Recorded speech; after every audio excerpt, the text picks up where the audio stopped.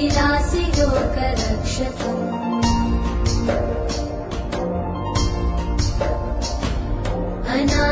अनायकैकनायकम् विनाशिते भदैत्यकम् नताशुभाशुनाशकम् नमामि तं विनायकम्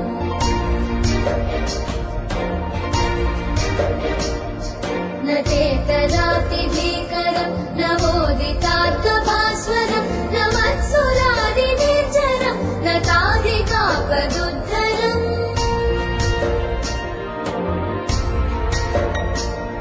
सुरेश्वरम् निधीश्वरम् गजेश्वरम् गणेश्वरम् महेश्वरम् तमाश्रये परात्परम् निरन्तरम्